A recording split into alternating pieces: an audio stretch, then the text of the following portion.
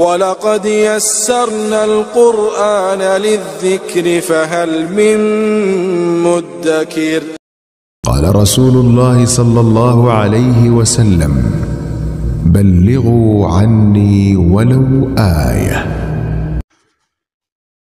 نحمده ونصلي على رسوله الكريم. اعوذ باللہ من الشیطان الرجیم، بسم اللہ الرحمن الرحیم. عن ثوبان رضی اللہ تعالی عنہ قال قال رسول اللہ صلی اللہ علیہ وسلم: استقیموا ولن تخسوا واعلموا ان خیر اعمالکم الصلاة وَلَن يُخَافِضَ عَلَى الْوُضُوءِ إِلَّا مُؤْمِنٌ۔ سیدنا حضرت ثوبان رضی اللہ تعالی عنہ سے روایت ہے کہ رسول اللہ صلی اللہ علیہ وسلم نے فرمایا: ٹھیک ٹھیک چلو، صراط مستقیم پر قائم رہو، لیکن چونکہ یہ استقامت بہت مشکل ہے، اس لیے تم اس پر پورا قابو ہرگز نہ پا سکو گے، لہذا ہمیشہ اپنے کو قصوروار اور خطاوار بھی سمجھتے رہو اور اچھی طرح جان لو کہ تمہارے سارے اعمال میں سب سے بہتر عمل نماز ہے، یعنی اس لیے کہ اس کا سب سے زیادہ اہتمام کرو، اور وضو کی پوری نگہداشت بس بندہ مومن ہی کر سکتا ہے۔ وضو کی محافظت و نگہداشت کا مطلب یہ بھی ہو سکتا ہے کہ ہمیشہ سنت کے مطابق آداب کی رعایت کے ساتھ کامل وضو کیا جائے، اور یہ بھی ہو سکتا ہے کہ بندہ برابر باوضو رہے۔ بہرحال رسول اللہ صلی اللہ علیہ وسلم نے اس حدیث میں محافظت علی الوضو کو کمال ایمان کی نشانی اور اہل ایمان و یقین کا عمل بتایا ہے۔ سنت وہ فعل ہے جس کو نبی صلی اللہ علیہ وسلم یا صحابہ رضی اللہ تعالی عنہم نے کیا ہو۔ اس کی دو قسمیں ہیں، سنت مؤکدہ اور سنت غیر مؤکدہ۔ سنت مؤکدہ وہ فعل ہے جس کو نبی صلی اللہ علیہ وسلم یا صحابہ رضی اللہ تعالی عنہم نے ہمیشہ کیا ہو اور بغیر کسی عذر کے کبھی ترک نہ کیا ہو، لیکن ترک کرنے والے پر کسی قسم کا زجر و تنبیہ نہ کی ہو۔ اس کا حکم بھی عمل کے اعتبار سے واجب کا ہے، یعنی بلا عذر چھوڑنے والا اور اس کی عادت کرنے والا فاسق اور گناہگار ہے، اور نبی کریم صلی اللہ علیہ وسلم کی شفاعت سے محروم رہے گا۔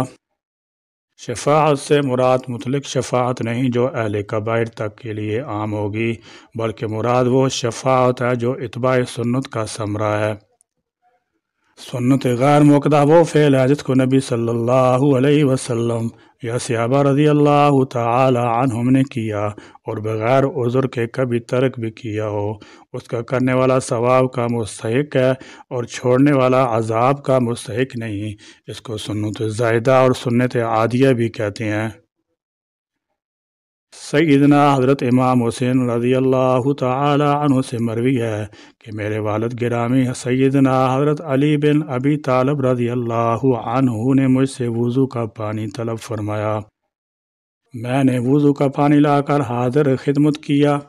آپ رضی اللہ تعالی عنہ نے وضو فرمانا شروع کیا۔ آپ رضی اللہ عنہ نے پانی میں ہاتھ ڈالنے سے قبل دونوں ہاتھوں کو 3 دفعہ دھویا، اس کے بعد 3 مرتبہ کلی فرمائی اور 3 دفعہ ناک صاف فرمائی، بعد میں آپ نے منہ کو 3 دفعہ دھویا، پھر آپ نے دائیں ہاتھ کو کونی سمیت 3 مرتبہ دھویا، پھر بائیں ہاتھ کو اسی طرح دھویا، پھر آپ نے اپنے سر مبارک پر 1 دفعہ مسح فرمایا، اس کے بعد دائیں پاؤں کو ٹخنے تک 3 دفعہ دھویا، پھر ایسے ہی بائیں کو۔ اس کے بعد آپ نے کھڑے ہو کر پانی لانے کا حکم صادر فرمایا۔ میں نے برتن جس میں وضو کا بچا ہوا پانی تھا حاضر خدمت کیا تو آپ نے کھڑے کھڑے اس سے پانی پی لیا۔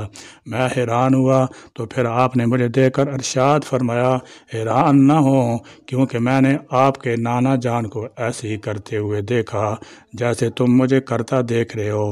حضور نبی کریم صلی اللہ علیہ وسلم اسی طرح وضو فرماتے تھے اور آپ وضو کا بچا ہوا پانی کھڑے ہو کر پیتے تھے۔ وضو کا طریقہ یہ ہے کہ قبلہ کی طرف رخ کر کے اونچی جگہ بیٹھنا مستحب ہے۔ مستحب وہ فعل ہے جس کو نبی صلی اللہ علیہ وسلم یا صحابہ رضی اللہ عنہم نے کیا ہو، لیکن ہمیشہ اور اکثر نہیں کیا بلکہ کبھی کبھی کیا۔ اس کا کرنے والا ثواب کا مستحق ہے اور نہ کرنے والے پر کسی قسم کا گناہ نہیں، اور اس کو فقہاء کی اصطلاح میں نفل مندوب اور تطوع بھی کہتے ہیں کہ وضو کے دوران اس دعا کا ورد کرتے رہے، کیونکہ اولیاء اللہ کے نزدیک مکان رزق کی برکت کے لیے بہت ہی مبارک دعا ہے۔ اللہم اغفر لی ذنبی ووسع لی فی داری وبارک لی فی رزقی۔ وضو کے لیے نیت کرنا سنت ہے، نیت نہ ہو تب بھی وضو ہو جائے گا مگر ثواب نہیں ملے گا۔ نیت دل کے ارادے کو کہتے ہیں، دل میں نیت ہوتے ہوئے زبان سے بھی کہہ لینا افضل ہے، لہذا زبان سے اس طرح نیت کیجئے کہ میں حکم الہی بجا لانے اور پاکی حاصل کرنے کے لیے وضو کر رہا ہوں، اور بسم اللہ الرحمن الرحیم کہہ لیجئے، یہ بھی سنت ہے، یا بسم اللہ والحمد للہ کہہ لیجئے۔ جب تک باوضو رہیں گے فرشتے نیکیاں لکھتے رہیں گے۔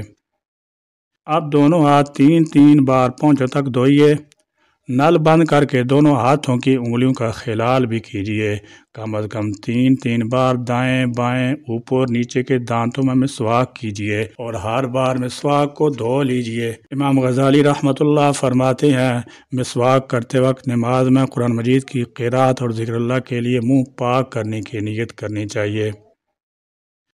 اب سیدھے ہاتھ کے 3 چلو پانی سے ہر بار نل بند کر کے اس طرح 3 کلیاں کیجئے کہ ہر بار منہ کے ہر پردے پر حلق کے کنارے تک پانی بہہ جائے۔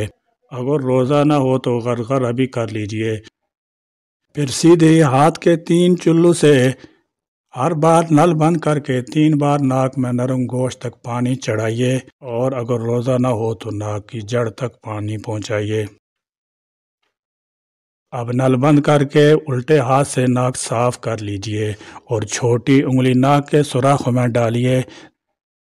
3 بار سارا چہرہ اس طرح دھوئیے کہ جہاں سے عادتاً سر کے بال اگنا شروع ہوتے ہیں وہاں سے لے کر ٹھوڑی کے نیچے تک، اور ایک کان کی لو سے دوسرے کان کی لو تک ہر جگہ پانی پہنچ جائے۔